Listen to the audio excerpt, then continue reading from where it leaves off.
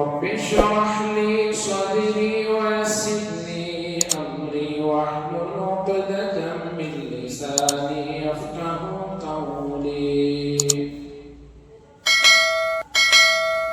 بزرگان محترم،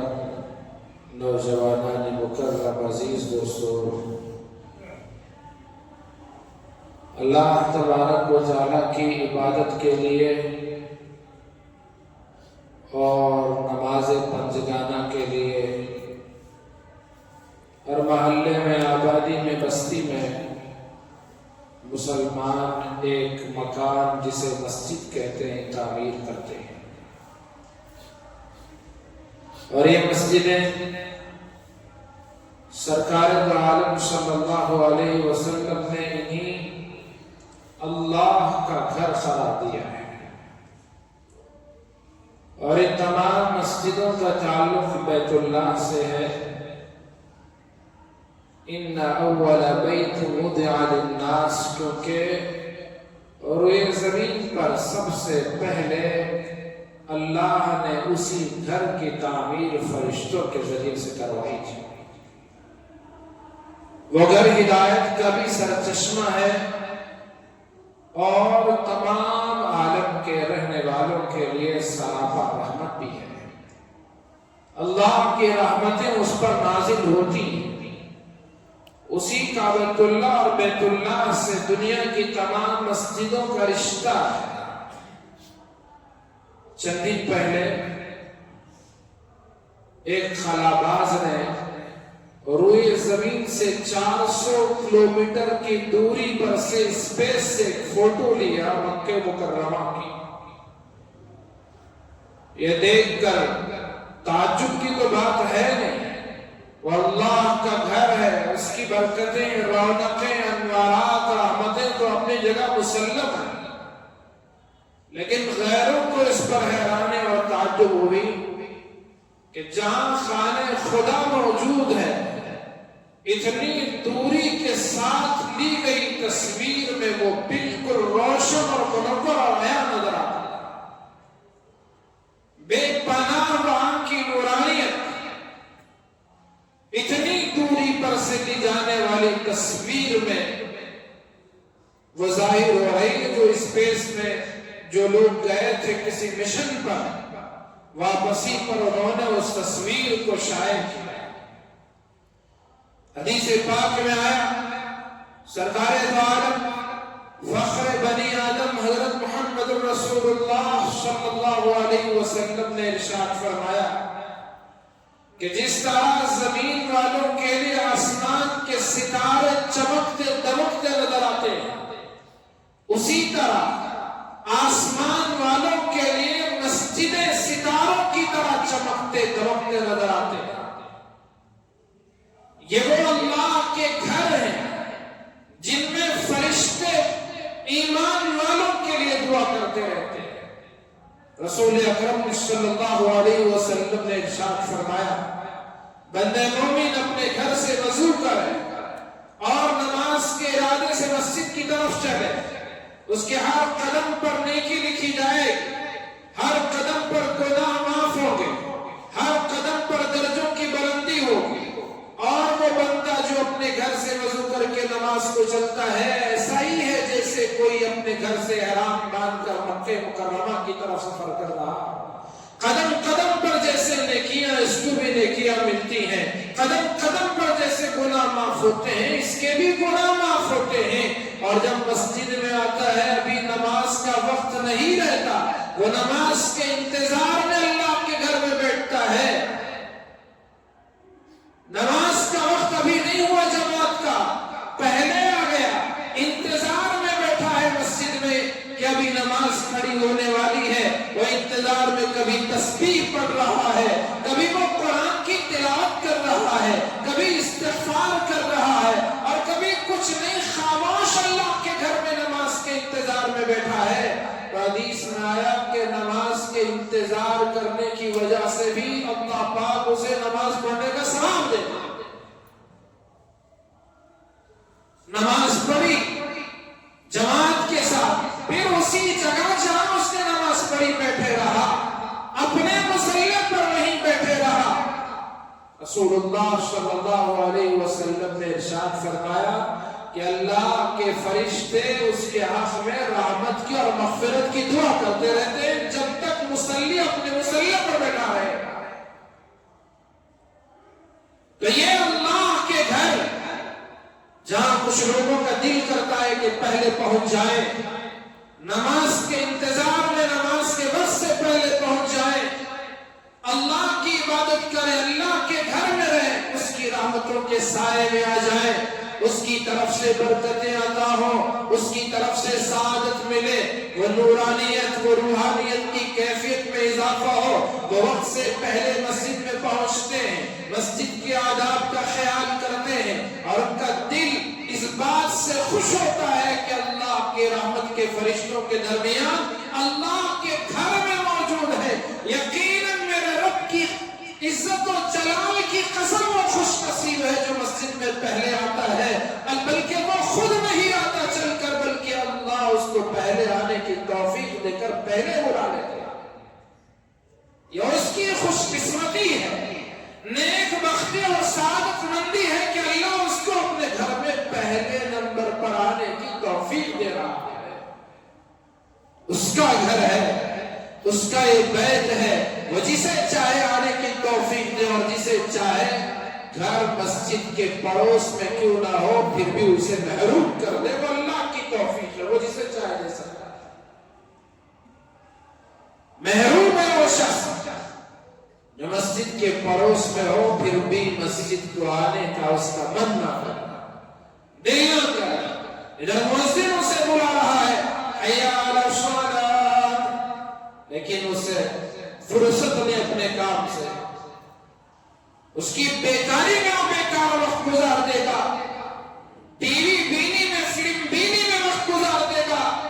بچوں کو کھلاتے کھلاتے وقت گزار دے گا, جانوروں میں وقت گزار دے گا, لیکن اللہ کے گھر میں آنے کی اسے توفیق نہیں ملے گی تو بہت بڑا بدبخت اور محروم شخص ہو سکتا ہے. رسول اللہ کے زمانے میں جماعت کی نماز چھوڑنے کی کسی بھی ہمت نہیں ہوتی تھی, یہاں تک کہ منافق بھی وہ جماعت کی نماز میں شامل ہو جایا کرتے تھے. کوئی اگر کھلا منافق ہو پھر وہ جرأت کر سکتا تھا, ورنہ عام منافقین کی بھی جرأت نہیں ہوتی تھی کہ وہ جماعت سے دور رہے. تو یہ مسجد اللہ کے گھر ہے. خوش نصیب وہ 7 خوش نصیب جن کو اللہ پاک قیامت میں اپنے عرش کے سائے میں جگہ عطا کریں گے. ان میں سے ایک وہ نمازی بھی ہوگا,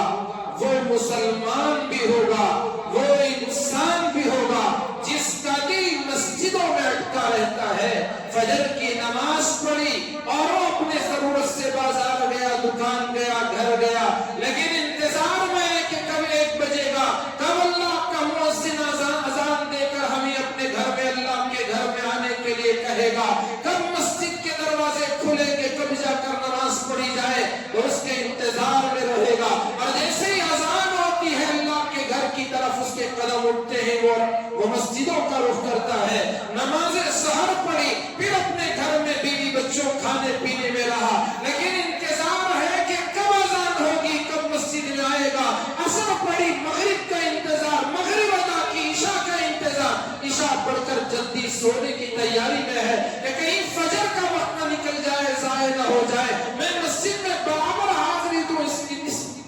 اس نیت اور ارادے اور سوچ و فکر سے وہ جلدی رات میں سوتا ہے کہ صبح جلدی اٹھ کر مسجد میں پہنچ جاؤ. ان کو اللہ رب ذوالجلال اپنے عرش کے سائے میں جگہ دے گا. یوم لا ظل الا ظل, اس دن جبکہ اس کے سائے کے علاوہ کوئی سایہ نہیں. ان مسجدوں کو آباد کرنا, انما یأمر مساجد اللہ, وہ ایمان والے جو اللہ پر, یوم آخرت پر ایمان رکھتے ہیں, اللہ سے ڈرتے ہیں, وہ اللہ پر یقین رکھتے ہیں, موت اور موت کے بعد کی زندگی, آخرت کے دن پر حساب و کتاب پر, جنت اور دوزخ پر جن کا ایمان اور یقین ہے, وہ اللہ پر ایمان رکھنے والے اللہ کے گھروں کو آباد رکھتے ہیں, آباد کرتے ہیں. اپنی نمازوں سے, اپنے سجدوں سے, اپنی تلاوت سے, ذکر و اذکار سے, دعا استغفار سے, وہ اللہ کے گھروں کو آباد رکھتے ہیں. ایمان والوں کا یہ کام اور ان کی یہ شان ہے کہ وہ اللہ کے گھروں کو آباد رکھیں اور ان مسجدوں کی تعمیر کرنا بڑی فضیلت کی بات ہے. رسول اللہ صلی اللہ علیہ وسلم نے ارشاد فرمایا من بنا للہ مسجدا بنى الله له بيتا مثله في الجنة او كما قال عليه الصلاة والسلام. جو مسجد بنائے اللہ کو راضی کرنے کے لیے, اللہ کو خوش کرنے کے لیے, اللہ کی رضامندی حاصل کرنے کے لیے,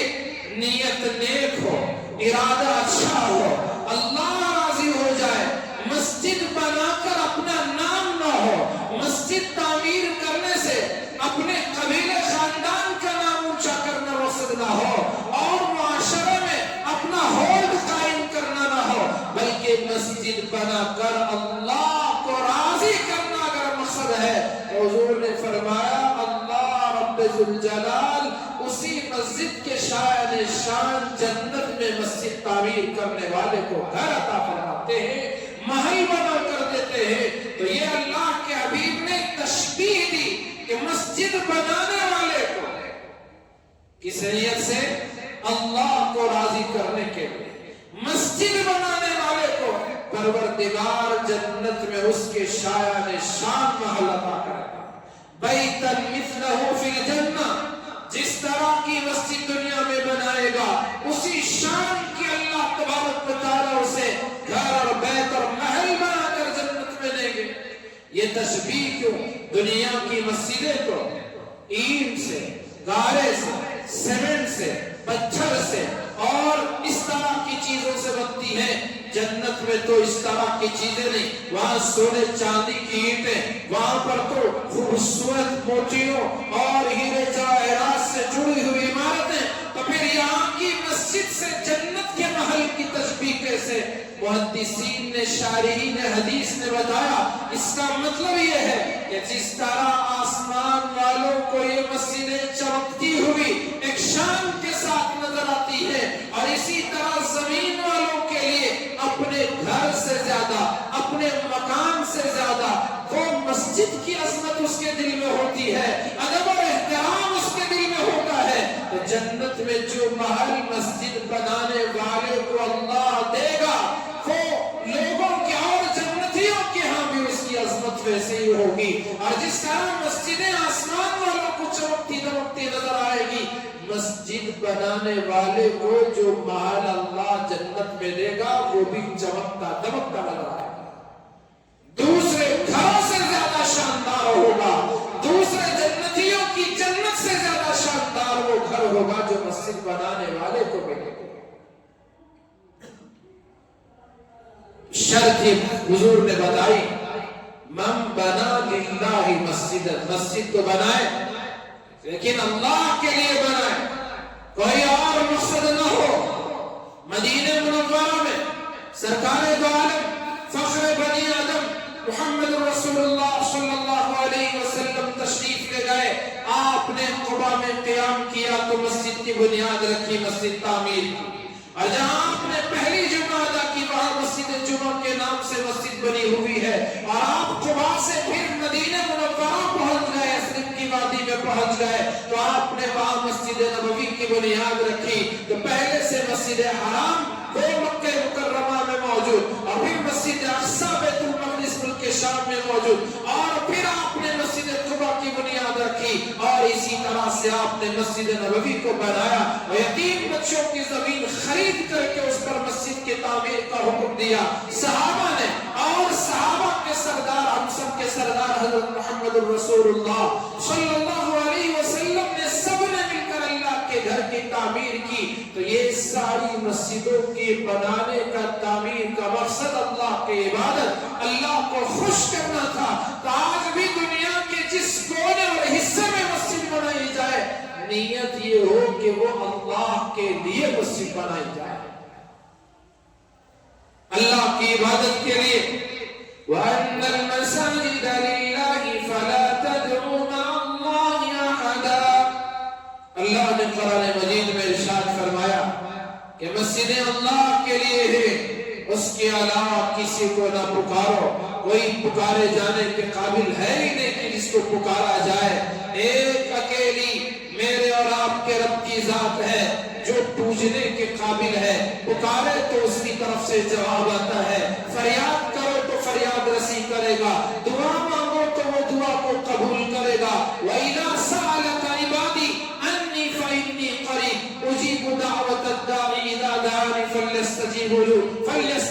لِي۔ تو یہ بندے میرے محبوب آپ سے اگر پوچھیں، میرے بندے آپ سے اگر پوچھیں میرے بارے میں، تو آپ کہہ دینا کہ میں ان کے قریب ہوں، وہ جو چاہے دعا مانگے میں ان کی دعا کو سنتا ہوں اور قبول کرتا ہوں۔ اس لیے بندوں کو چاہیے کہ وہ مجھ پر ایمان بھی رکھیں اور مجھے پکارتے رہے اور میرے سے مانگتے رہیں۔ وہ خدا دینے پر خوش ہوتا ہے، وہ خدا جو مانگنے سے خوش ہوتا ہے، وہ خدا جو نہ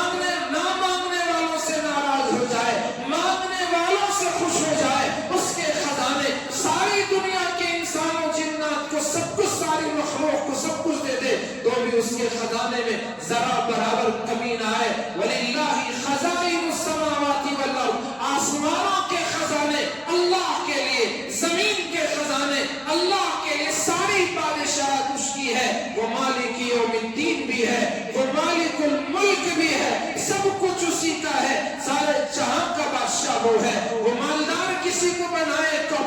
اپنی طرف سے کسی کو مال دے کر بناتا ہے، وہ صحت مند اپنی طرف سے کسی کو بناتا ہے، وہ جو چاہے نوازتا ہے۔ تو پوجا کے قابل، عبادت کے قابل، سجدوں کے قابل اگر کوئی ہے تو وہ ایک اکیلی ذات ہے۔ اللہ نے مجھ پر احسان کیا، میرے رب کی قسم آپ میں سے ہر ایک پر احسان کیا کہ آپ کو کسی دیوار کے سامنے جھکنے سے اللہ نے بچا لیا، پتھروں کی پوجا سے آپ کو بچا لیا، درختوں کی پوجا سے آپ کو بچا لیا، سورج کی پوجا سے اللہ نے مجھے آپ کو بچا لیا، چاند کی پوجا سے بچا لیا، آسمانوں کی پوجا سے بچا لیا، زمین اور دھرتی کی پوجا کرنے سے اس نے بچا لیا۔ اس نے تو صرف ایک اس کے سامنے جھکنے والا بنایا۔ اللہ نے ماں باپ دیے پھر بھی ان کے سامنے جھکنے کا حکم نہیں دیا۔ اللہ نے پیغمبروں کو بھیجا لیکن ان کے سامنے بھی جھکنے کا حکم نہیں دیا، کیونکہ جھکنے کے قابل، پوجا کے قابل،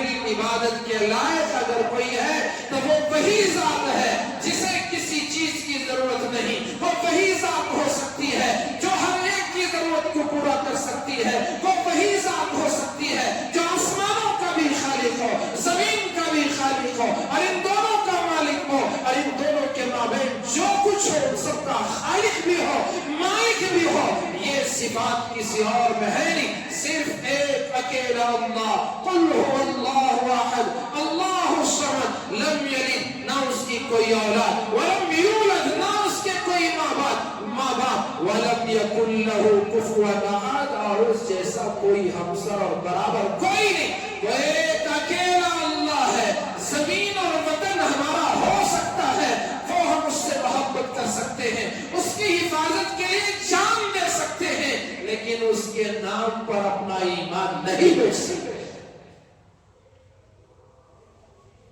کیوں؟ عبادت صرف اور صرف اللہ کی کرے گی، کسی اور کی۔ وہ جملے جس میں شرک کی آمیزش ہو، وہ جملے جس میں سورج کو خدا کہا گیا ہو، وہ جملے جس میں آسمان کو خدا کہا جائے، وہ جملے جس میں کسی اور چیز کو خدا کہا جائے، وہ جملے جسے زمین کو ماں کی شکل میں دیوتی اور خدا کہا جائے، ان جملوں کو مسلمان اپنی زبان سے ادا ہرگز نہیں کر سکتا۔ اس کے لیے جان جائے تو کوئی پرواہ نہیں، کچھ بھی ہو جائے کوئی پرواہ نہیں۔ تو مسلمان اس طرح کے ایسے کوئی گیت، ایسا کوئی ترانہ بہت سے مسلمانوں کو معلوم ہو نہیں۔ 15 اگست کے 26 جنوری کے جلسے میں وہ قاریوں کے جو ممبر ہوتے ہیں یا ہمارے کونسلر جن کو دین سے، ایمان سے، قرآن سے، حدیث سے، اللہ رسول سے کبھی کبھار واسطہ پڑتا ہے، کبھی کبھار چلے گئے کسی مسجد میں، دو چار الفاظ، دو چار باتیں سن لی، پھر ان کا کوئی سے واسطہ سروکار نہیں ہے، تو وہ بھی اس طرح کے جلسوں میں کھلے عام ایسے جملے کہتے ہیں، ان کو اس کا علم نہیں ہے، جبکہ علم حاصل کرنا، حدیث میں آیا طلب العلم فریضۃ علی کل مسلم، ہر مسلمان پر علم حاصل کرنا۔ علماء نے بتایا کہ اتنا علم حاصل کرنا جس سے حلال و حرام کی تمیز ہو جائے، اچھے برے کی پہچان ہو جائے، پاک اور ناپاک کی تمیز آ جائے، اس طرح کا اتنا علم تو کم از کم حاصل کرنا جس زندگی کے شعبے سے وہ متعلق ہے، اس میں کیا اس کے لیے ضروری ہے، فرض ہے، کیا دین ہے، کیا حکم ہے، اتنا علم تو حاصل کرنا تو ہر مسلمان پر، چاہے مرد ہو چاہے عورت ہو، اس پر یہ فرض اور ضروری ہے کہ اتنا علم حاصل کرے۔ لیکن ان کو اس سے کوئی فرصت ہی نہیں، واسطہ ہی نہیں، سروکار ہی نہیں۔ تو میں عرض کر رہا تھا، مسجدیں اللہ کے لیے بنائی جاتی، جو اللہ کے لیے بنائے اللہ اس کو اجر دے گا، اللہ رب ذوالجلال اس کو دنیا میں بھی عزت دے گا، راحت دے گا، پریشانیوں سے حفاظت کرے گا، اور اللہ تبارک و تعالیٰ دنیا میں بھی اس کے ساتھ وسعت کا، برکت کا معاملہ کریں گے، اور جنت میں تو عالی شان محل جس پر جنتیوں کو ناز ہوگا، ایسا محل اللہ تبارک و تعالیٰ کا کرے گا۔ تو میں نے عرض کیا، سرکار دو عالم صلی اللہ علیہ وسلم مدینہ منورہ پہنچے، آپ نے مسجد بنائی جس کا نام مسجد قباء، کیونکہ وہ محلے کا نام قباء، تو اسی کے نام سے مسجد بنائی، جس طرح سے آپ کی اس مسجد کا نام بھی مسجد قباء ہے، اسی کے نام پر اس مسجد کا نام ہے۔ تو اس مسجد قباء کی بڑی فضیلت ہے، حدیث میں آیا جو ہفتے کے دن وہاں جا کر نماز پڑھے گا، 2 رکعت نماز پڑھے گا، تو وہ عمرہ کرنے کا ثواب اس کو اللہ تبارک و تعالیٰ عطا کریں گے۔ اس مسجد کا نہیں، اس کا نام تو قباء ہے، لیکن جو مدینے کی مسجد قباء ہے جسے رسول اللہ صلی اللہ علیہ وسلم نے بنوایا، تو اس مسجد میں جو نماز پڑھے گا اللہ تبارک و تعالیٰ عمرہ کرنے کے برابر ثواب اس کو عطا کرے گا۔ تو مسلمان قباء کے لوگ اس میں نماز پڑھتے تھے، نماز قائم تھی، نیک نیتی پر رسول اللہ بنانے والے ہو تو اس مسجد کے بنیاد اور اس کے عمارت کی نیک نیتی کے کیا کہیں۔ تو اسی قباء میں ایک دوسری مسجد کی بنیاد رکھی گئی۔ حضور صلی اللہ علیہ وسلم غزوہ تبوک کی تیاری میں تھے، مسجد بنانے والوں نے آپ کی خدمت میں پہنچ کر گزارش کی کہ ہم نے یہ سوچ کر کہ قباء کی آبادی زیادہ ہے اور مسجد چھوٹی ہے، اس میں تمام لوگ نہیں سما سکتے، اور ضعیف اور کمزور لوگ بھی اس مسجد میں نہیں پہنچ پا رہے ہیں، تو اس لیے ہم نے ایک اور مکان بنایا ہے، مسجد بنائی ہے۔ برکت کے لیے آپ سے گزارش ہے کہ آپ اس میں ایک نماز پڑھیں تاکہ برکت ہو جائے۔ حضور غزوہ تبوک کی تیاری کر رہے تھے، آپ نے وعدہ کیا کہ واپسی پر میں آؤں گا۔ آپ غزوہ تبوک کو تشریف لائے، واپسی پر اللہ نے حضرت جبرائیل کو بھیج دیا اور یہ آیتیں عطا کی، والذین اتخذوا مسجدا ضرارا وکفرا وتفریقا بین المؤمنین وارصادا لمن حارب اللہ ورسولہ من قبل۔ میرے محبوب، کچھ لوگ ایسے بھی ہیں جنہوں نے مسجد بنائی نقصان پہنچانے کے ارادے سے۔ میرے محبوب، ان کے دلوں کا کفر واضح ہے۔ میرے محبوب، ان کے مسجد بنانے کا ارادہ اللہ کو خوش کرنا یا عبادت کرنا نہیں ہے، بلکہ وہ مسلمانوں کی جماعت میں تفریقہ ڈالنا چاہتے ہیں، مسلمانوں کو ٹکڑیوں میں بانٹنا چاہتے ہیں۔ وَإِرْصَادًا لِمَنْ حَارَبَ اللَّهَ وَرَسُولَهُ مِنْ قَبْلُ، جس نے پہلے سے اللہ رسول کے ساتھ دشمنی کی ہے، ان کے لیے گھات کا کام کرنا چاہتے ہیں، ان کے لیے کمین گاہ بنانا چاہتے ہیں، ان کے لیے ہتھیاروں کے اکٹھا کرنے کی جگہ بناتے ہیں۔ واقعہ یہ تھا، مدینہ منورہ میں ایک شخص ابو عامر نام کا تھا،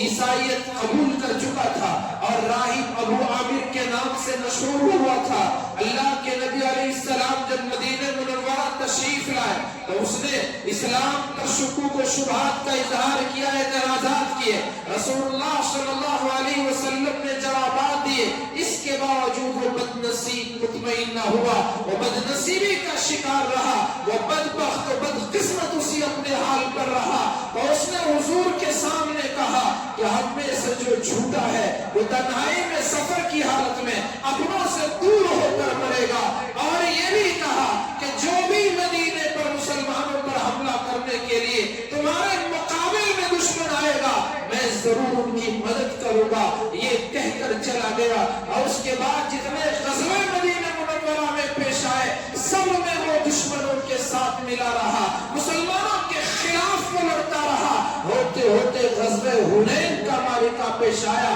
جس میں وہ ایک بڑا قبیلہ بنو حوازن کی شکست جب ہو گئی تو وہ پریشان ہو گیا کہ عرب کا اتنا بڑا قبیلہ مسلمانوں کے سامنے جب ٹک نہ سکا تو اب کوئی طاقت عرب میں ایسی نہ رہی جو مسلمانوں کے خلاف کھڑی ہو سکے، ان کی آنکھ میں آنکھ ملا کر بات کر سکے، جرأت کے ساتھ ان کے سامنے ڈٹی رہے۔ کوئی طاقت جب مدینے میں اور اطراف و اکناف میں نہ رہی تو پھر اس نے یہاں سے چھوڑ کر مدینہ چھوڑ کر ملک شام چلے گیا، کیونکہ وہاں عیسائیت کا دبدبا تھا، یہ بھی عیسائی بن چکا تھا، تو وہاں جا کر اس نے پناہ لی، قیصر روم کو اکسایا کیونکہ وہ بھی عیسائی تھا کہ مسلمانوں کے خلاف وہ لڑائی کرے، مدینے پر چڑھائی کرے۔ اس نے اس کو بھڑکایا تو اس طرح سے ایک لشکر وہاں تیار کرنے کا اس نے ایک منصوبہ بنایا۔ ایک چٹھی اس نے مدینے کے منافقوں کو لکھی، اس نے کہا ابھی چند دنوں میں یہ ملک شام کا لشکر مدینے پر حملہ کرنے کے لیے آئے گا، تو اس لیے تم مدینے کے اندر ہی ایسا مکان بنا جس میں کوئی شبہ مسلمانوں کو ہونے بھی نہ پائے، اور تم اس میں جتنے ہو سکتا ہے ہتھیار جمع کرو۔ جب مدینے کے باہر سے مدینے کا دشمن حملہ کرے گا تو تم اس وقت کھل کر ایک طاقت ہو کر ایک قوت کے ساتھ مسلمانوں کو دبانے کے لیے مدینے کے اندر سے ہی تم ظاہر ہو جانا اور ان کا مقابلہ کرنا۔ اس طرح ہمیشہ کے لیے مسلمانوں کا نعوذ باللہ ثم نعوذ باللہ صفایا ہو جائے گا۔ اس پلاننگ کی یہ چٹھی جب مدینے کے منافقوں کو ملی تو ان میں سے 12 سرداروں نے مل کر طے کیا کہ مدینے میں مسجد بنائی جائے۔ انہوں نے قبا کے مقام کا انتخاب کیا، قبا سے قریب ایک مکان بنوایا۔ یہ وہی مسجد ہے جس کا تذکرہ قرآن میں اللہ پاک نے کہا یہ مسجد نفع کے لیے نہیں بلکہ یہ مسجد ضرارن نقصان پہنچانے کے لیے، ایسا نقصان پہنچانے کے لیے یہ دوسروں کے ساتھ خود کا بھی نقصان کریں گے۔ ضرار و کفر، اس کی بنیاد میں کفر شامل ہے، اس کی بنیاد میں نقصان پہنچانے کا ارادہ شامل ہے، اور وہ تفریقا بین المؤمنین، ایمان والے جو ایک مسجد میں نماز پڑھتے تھے اب ان کو 2 ٹکڑیوں میں بانٹنے کے مقصد سے مسجد کی تعمیر ہو رہی ہے۔ اس لیے میرے محبوب لا تقم فیہ ابدا، اس میں آپ کبھی بھی کھڑے رہو، یعنی کبھی آپ اس میں نماز نہ پڑھیں۔ لا تقم فیہ ابدا لمسجد اسس علی التقوی من اول یوم احق ان تقوم فیہ رجال یحبون ان یتطہروا۔ اللہ پاک نے فرمایا وہ مسجد جس کی بنیاد میں تقوی شامل ہے، وہ مسجد جس کی بنیاد میں پرہیزگاری شامل ہے، وہ مسجد جو نیک نیتی سے بنائی گئی ہے، وہ مستحق ہے کہ آپ اس میں کھڑے ہو کر عبادت کریں اور اس میں نماز پڑھیں۔ یعنی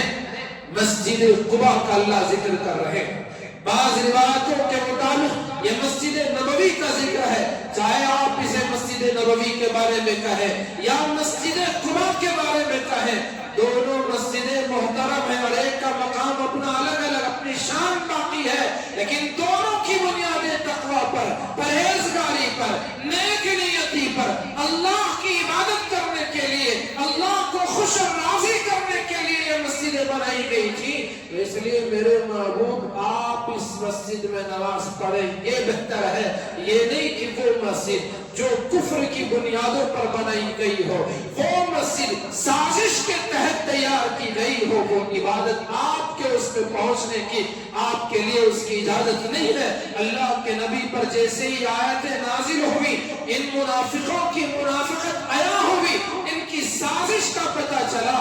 تو اللہ کے نبی علیہ السلام نے صحابہ کو حکم دیا، ان میں سے حضرت وحشی رضی اللہ تعالیٰ عنہ جنہوں نے حضرت حمزہ کو شہید کیا تھا وہ بھی تھے، ان سب کو حکم دیا کہ جاؤ اس عمارت کو ڈھا دو، گرا دو اور اس جگہ میں آگ لگا دو جہاں مسلمانوں کے خلاف سازشیں کی جا رہی ہیں۔ ایمان والوں کو توڑنے کا کام کیا جا رہا ہے، مسلمانوں کو بانٹنے کے لیے مسجد بنائی جا رہی ہے۔ سرکار کے حکم پر یہ لوگ آئے، اس عمارت کو تہس نہس کر دیا اور اس کو آگ لگا دیا۔ اس کے بعد جب آپ مدینہ پہنچے، مکان چونکہ وہ خالی تھا، جگہ خالی تھی، عاصم ابن عدی کو اجازت دی کہ آپ وہاں گھر بنا دیں۔ انہوں نے عرض کیا یا رسول اللہ، جس جگہ کا ذکر اللہ نے قرآن میں کر دیا ہے اور جو جگہ اتنی منحوس ہے، میں اس جگہ گھر نہیں بناتا۔ آپ ایک کام کریں، اور صحابی کا انہوں نے نام لیا کہ وہ ان کے پاس گھر نہیں ہے، ضرورت مند بھی ہیں، آپ ان کو اجازت دے دیں کہ وہ وہاں گھر بنا دیں۔ حضور نے ان کے مشورے کو قبول کیا، ایک دوسرے صاحب کو وہاں گھر بنانے کی اجازت دے دی، انہوں نے وہاں مکان بنایا۔ جب سے اس مکان میں وہ گئے، اس وقت سے ان کا کوئی بچہ زندہ رہا۔ تاریخ کے علماء لکھتے کہ وہاں کوئی جانور، پرندہ کبھی آغاز نہیں ہوا، آباد نہیں ہو سکا۔ قبا میں اب بھی وہ جگہ ویران پڑی ہے، اسی طرح خالی پڑی ہے، وہاں کوئی مکان، دکان، گھر، کوئی آفس نہیں، اسی طرح خالی پڑی ہے۔ تو جو سازش کے لیے بنائی جس سے مسلمانوں کا نقصان ہو، ایمان والے گروہ میں بڑھ جائیں، ایمان والوں کو چاہیے کہ اس جیسے سازشوں سے ہوشیار رہیں، چوکنا رہے، مسلمان اس قسم کے فتنوں کو سمجھنے کی کوشش کریں۔ چند دن پہلے 6 تاریخ کو آپ نے دیکھا تمام ٹی وی چینلوں پر، سوشل میڈیا پر ایک مسجد کا بہت ٹھڈورا پیٹا گیا اور اس کی سب کی بنیاد 6 دسمبر کو رکھی گئی، نام بھی بابری مسجد رکھا گیا۔ یہ مسلمانوں کو دھوکہ دینے کے لیے، یہ ووٹ کو پولائز کرنے کے لیے، بانٹنے کے لیے، ایمان والوں کی طاقت کو توڑنے کے لیے۔ مسلمانوں ہم سمجھتے ہیں ایک بابری مسجد جو شہید ہوئی، اس پر کسی نے اور مسجد بنا لی، بابری مسجد تو اس میں کیا مذائقہ ہے، کیا حرج ہے، کیوں نہیں بنائی جا سکتی؟ یہ ایک بات اچھی طرح سے سمجھنے کی ہے۔ کعبۃ اللہ میں لوگوں نے بتوں کو رکھ دیا، کیا اس کے بعد اللہ کے رسول علیہ السلام نے اس کو ویسے ہی چھوڑ دیا؟ وہ بیت اللہ کے ہمیشہ کے لیے صنم کدا ہو گیا؟ جی نہیں، وہ مسجد تھی، اللہ کا گھر تھا، اور وہ اس وقت بھی گھر تھا جب اس میں بتوں کو رکھا گیا۔ اللہ کے نبی علیہ السلام باوجود یہ کہ آپ سے زیادہ اللہ کی عبادت کرنے والا کون ہو سکتا ہے، آپ سے زیادہ سجدہ کرنے والا کون ہو سکتا ہے، آپ کی طرح عبادت کوئی سوچ بھی نہیں سکتا، ایک سجدہ اور اس سجدے کا ایک پل بھی پوری امت مل کر ادا نہیں کر سکتی۔ وہ اتنے مبارک سجدے تھے، وہ ایسی عالی شان اور شاندار اور جاندار عبادت تھی، اور وہ ایسے عابد و زاہد اور ایسے امت کے رہبر اور رہنما اور تمام انبیاء علیہ السلام کے سردار، جن کی امامت میں انبیاء نے نماز پڑھی ہو، ان کی امامت کیسی ہوگی، ان کی نماز کا عالم کیا ہوگا؟ میرے رب کی قسم، ہمارے فہم و گمان میں اس نماز کا تصور بھی نہیں آ سکے گا جس نماز میں اقتدا کے لیے صحابہ کھڑے اور ہار جائے کہ ہم سے ایسی نماز نہیں پڑھی جا سکتی۔ ہمارا شما کا کیا حال ہے کہ اس نماز کا ہم سوچ بھی نہیں سکتے۔ تو ایسے نماز، ایسی عبادت کرنے والے اور آپ سے زیادہ موحد کون ہو سکتا ہے، جنہوں نے اللہ کو دیکھا ہو، جنہوں نے اللہ کی باتیں سنی ہو، جنہوں نے اللہ سے بات کیا ہو، اللہ کی بنائی ہوئی جنت کو دیکھا ہو، اللہ کی بنائی جہنم کو بھی دیکھا ہو، اور جبرائیل بھی خادم بن کر جس کے گھر آئے، نوکر جن کا جبرائیل امین بن جائے، تو آپ ہی بتائیں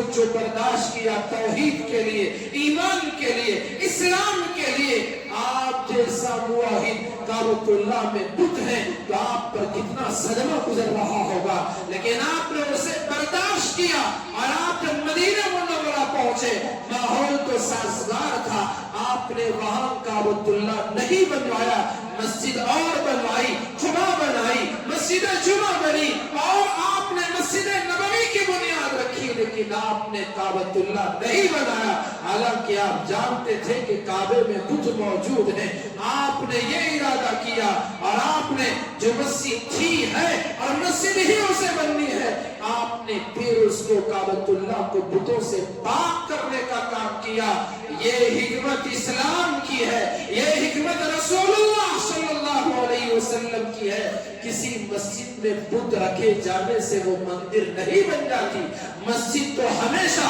وہ مسجد ہی رہتی ہے، اس کا وہ مقام برابر باقی رہتا ہے۔ حالات بدلتے ہیں، اے اللہ پاک اپنی طرف سے ماحول لے کے آتے ہیں، اے اللہ تبارک و تعالیٰ جس سے چاہے کام لے لیتے ہیں، تو یہ ماحول کا بدل جانا، ہماری نااہلی کی وجہ سے کسی جگہ سے کوئی جگہ ہم سے چھینی چلی جانا، تو اس کا یہ مطلب نہیں ہے کہ اس کا وہ مقام گھٹ گیا ہے، اس کی حیثیت بدل چکی ہے، اس کے لیے ہم کہیں اور بابر کے نام سے مسئلے کو دھوکا سمجھنے کی کوشش کر۔ یہ مسلمانوں کو مسجد کے نام پر دھوکا دینے کا کام، اور وہ بھی کون سا شخص کتنا مہربان، جس کا نام کیا ہے، کبیر، ہمایون کبیر۔ اس نے جو مسجد کی بنیاد رکھنے کا جو اعلان کیا کہ 6 دسمبر کو بابری کے نام پر ہی، آپ کو معلوم ہو کہ بابر اس نے مسجد نہیں بنانے والا تو میر باقی تھا، اس کا گورنر تھا، اس نے مسجد بنائی اور ہر زمانے میں خوش آمدی لوگ رہتے، وہ کوئی مسجد بنا دی کسی بڑے امیر مالدار کے نام پر، اس کو رکھ دیا، بادشاہ کے نام پہ رکھ دیا، اس نے بھی بادشاہ کو خوش کرنے کے لیے بابری نام رکھ دی۔ 1526 پہ بابر یہاں آیا تھا، 2 سال کے بعد اس کے گورنر نے میر باقی نے، وہ بھی شیعہ تھا، بابر بھی شیعہ، تو اس نے مسجد بنائی، اس کے نام پر اس نے رکھ دیا، اور اس طرح سے اس مسجد کا نام ہوا۔ اور پھر 200-250 سال کے بعد میں انگریزوں نے جب اس ملک میں، اور جیسے ہی 200-250 سال کے بلکہ اس سے اور زیادہ ایک لمبا عرصہ گزرا، 1800 میں جب اس کے بارے میں تنازعات کھڑے گئے اور انگریز موجود تھے، انہوں نے اس کو اور ہوا دیا، تو اس طرح سے ہوتے ہوتے ہوتے وہ مسجد پہلے شیعوں کے قبضے میں تھی، اور پھر حالات بدلتے ہوئے آبادی بدلی، سنیوں کا وہاں اہل سنت والجماعت سے لوگوں کا وہ وہاں آبادی وہاں کی ہوئی تو ان کے قبضے میں مسجد آ گئی، تو اس طرح سے وہ اللہ کا گھر، عبادت کا مرکز تھا، اور دشمنوں کی سازش کے تحت اس کو شہید کیا گیا، توڑا گیا، اور اس سے پہلے بت رکھے گئے 1949 میں، پھر اس کے بعد ہر دور میں چاہے اس ملک میں کس کی بھی حکومت رہی ہو، اور جو کوئی بھی اس ملک کا وزیر اعظم بنا ہو، در پردہ اس کی تائید کرتا رہا، اور اس کے پیچھے اس کی سازش میں وہ ملوث رہا، تو اس طرح سے ہوتے ہوتے آج یہ مسجد اس شکل میں ہمارے سامنے ہے، لیکن اس کے نام پر آج جو دھوکہ دیا جا رہا ہے اس سے مسلمانوں کو سمجھنے کی ضرورت ہے۔ مسجد تو اللہ کے لیے بنائی جاتی ہے، کیا ضرورت 6 دسمبر کو اسی کے نام پر؟ آپ کو معلوم ہوگا کہ جو شخص یہ کام کر رہا ہے وہ براہ راست اس سے پہلے بی جے پی کے ٹکٹ سے الیکشن لڑ چکا ہے، بعد میں دوسرے پارٹی میں، اور پھر وہاں سے پھر وہ آزاد اپنی پارٹی بنانے کے کیا وہ مسجد من بنا للہ مسجدا، اللہ کے لیے بنائی جا رہی ہے، اور کتنے بے وقوف نادان ہیں مسلمان، سروں پر اینٹ سجائے آ رہے ہیں،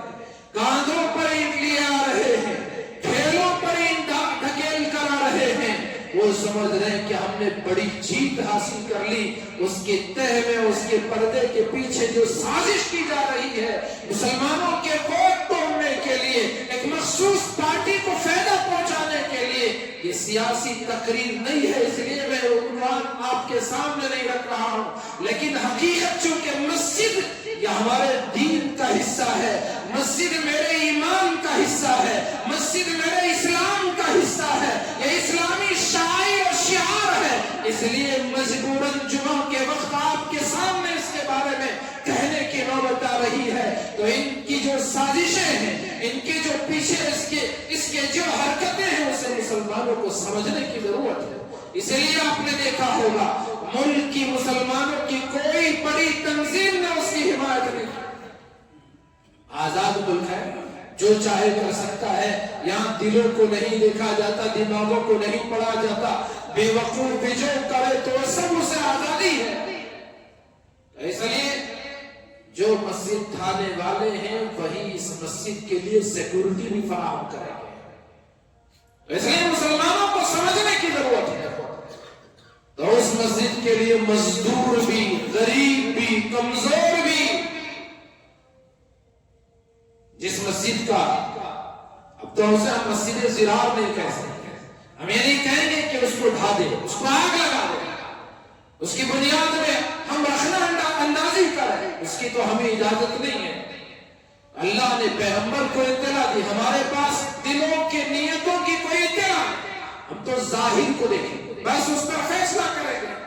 دل کی نیت خدا جاننے والا، اس لیے ہمیں اجازت بھی نہیں کہ اس کے کام میں روکے، لیکن ہمیں ہوشیار بھی تو رہنے کی ضرورت ہے کہ کس کے لیے کیا مقصد ہے، کیوں اس طرح سے حرکتیں، اور کیا اس کے پیچھے سازشیں اور اس کی پلاننگ کیا ہے، اسے مسلمان ہوش مندی سے اسے سمجھنے کی بھی ضرورت ہے، اپنی مصلحت اور حکمت کے ساتھ آگے کا لائحہ عمل اسے بنانے کی بھی ضرورت ہے۔ 30 سال ہو گئے، 92 میں مسجد شہید کی گئی، اتنے سال کس غار میں چھپ گیا تھا، کہاں اسے خیال کیوں اب تک نہیں آیا، ابھی کیوں خیال آیا؟ کیونکہ اب اسے پارٹی بنانی ہے، اب اس کی فکر کیوں آئی؟